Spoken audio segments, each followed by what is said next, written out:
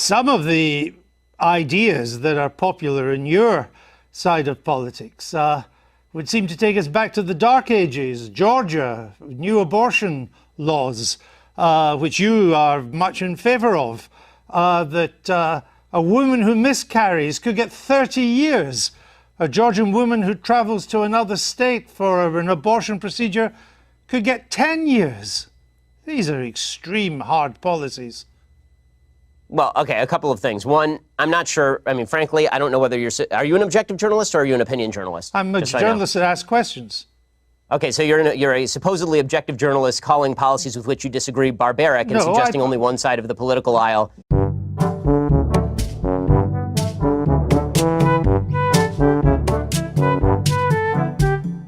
Has ideas. So I just want to point out that, I wish you would at least be honest in your own biases. Mr. Shapiro, I know that broadcasting in America is now so polarized that on one program you only have the left and another one you just have the right.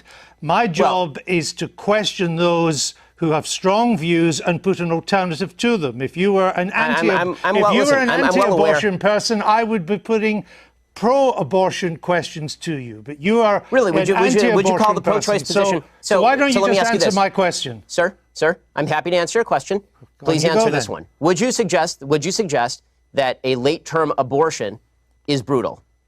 I'm not taking a view on this issue. I'm asking you the questions.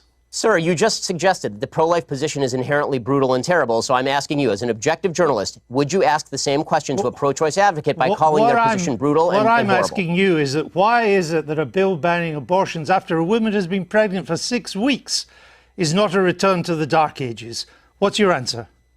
My answer is something called science. Human life exists at conception. It ought to be protected. Now, back to my question to you. You purport to be an objective journalist. BBC purports to be an objective down-the-middle network. It obviously is not. It never has been. And you as a journalist are proceeding to call one side of the political aisle ignorant, barbaric, and sending us back to the Dark Ages.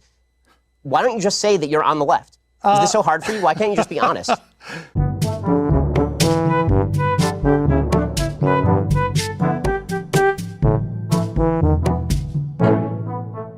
Mr. Seriously, Shapiro, it's a serious question. Mr. Shapiro, if you only knew how ridiculous that statement is, you wouldn't have said it. So let's move on. Now, you're a star of new media, of conservative new media. You and others on the left and the right, you position yourselves as supposed tellers of hard truths.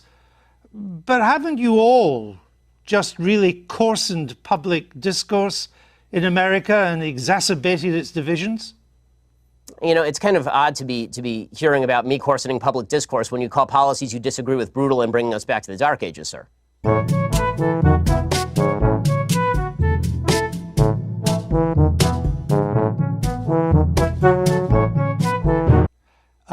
The point, I don't want to return to it, but the point was to put a position for you to reply to it.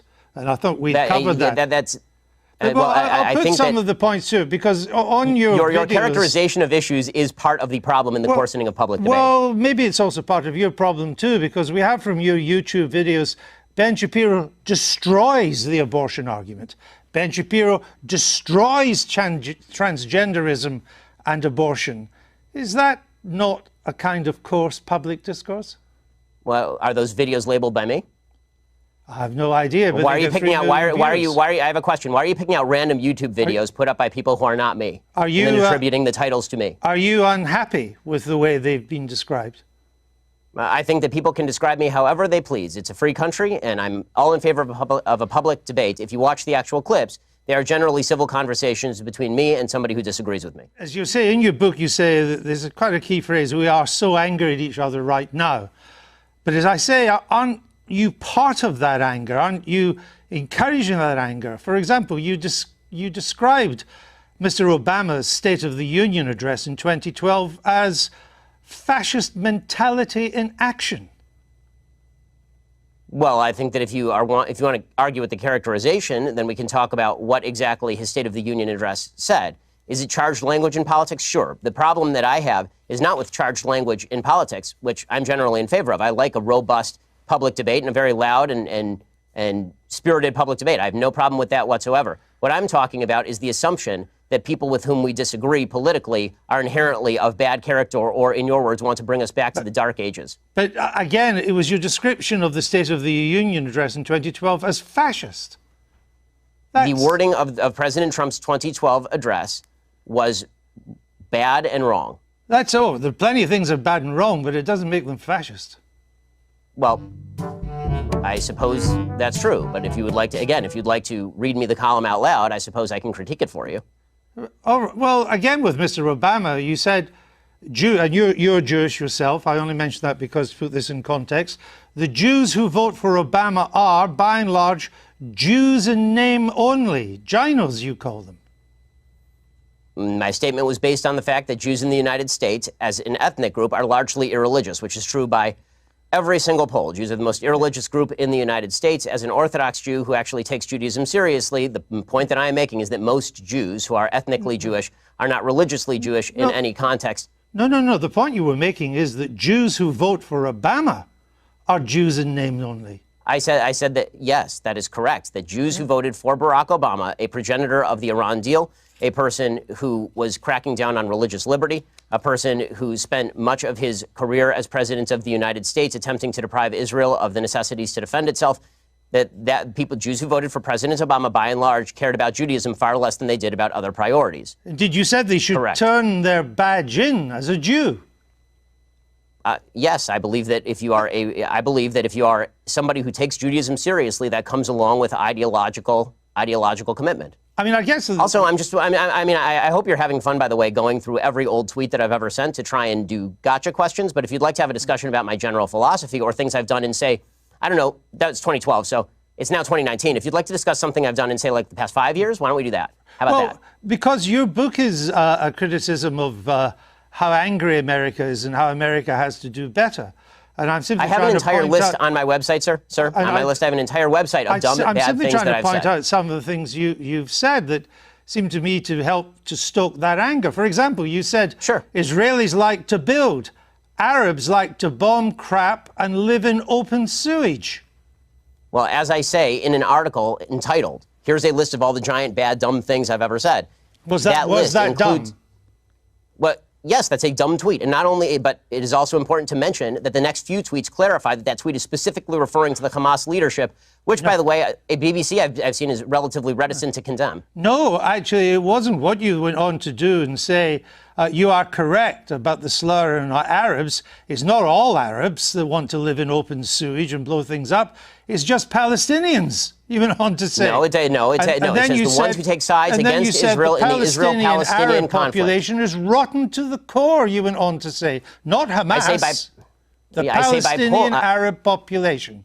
I say that by poll numbers, they elected Hamas. They educate their children in school that Israel should be obliterated, sir. I guess. If you want to read, honestly, this is a giant waste of time in the sense that the entire interview is designed for you to shout slogans or old things that I've said at me. I don't see how this forwards the debate. You talk about undermining the public discourse. It seems to me that simply going through and finding lone things that sound bad out of context and then hitting people with them is a way for you to make a quick buck on BBC off the fact that I'm popular and no one has ever heard of you.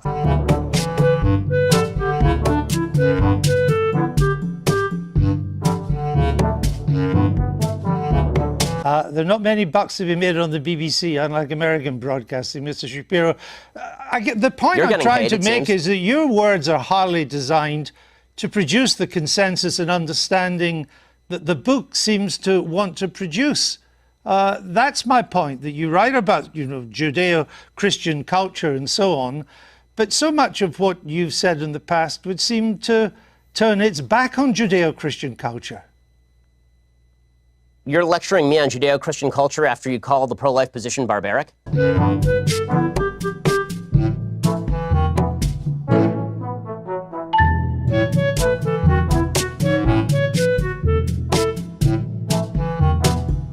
I just asked you a question. and I asked you a question, you failed to answer a single one of mine. Frankly, I find this whole thing a waste of time. If you want to read the book and critique the book, why don't you read and critique the book? If you want to critique me, you can think whatever you want of me. Why don't you frankly, just try and I don't answer care. the I don't questions? frankly give a damn what you think of me since I've never heard of you. And I've never heard of you until I briefed myself for this. But that's not the issue. You have a Then new why the hell book are you out, interviewing and me, it's an interesting book. But my point is, your book claims that Well, it'd be society... nice if you would quote it from time to time. Your book is... Well, actually, I've done so several times, and I'm about to do so again, if you would let me just finish the question. Your book frankly, I don't claims think that society honestly, is turning its back sir, on Judeo-Christian values. Yeah, this what are those values? What are the values it's turning its back on? I'm not inclined to continue an interview with a person as badly motivated as you as an interviewer. So I think we're done here. I appreciate your time, sir. All right. Thank you so much. Thank you for your time and for showing that anger is not part of American political discourse. Now, Mr. Shapiro, we'll say goodbye.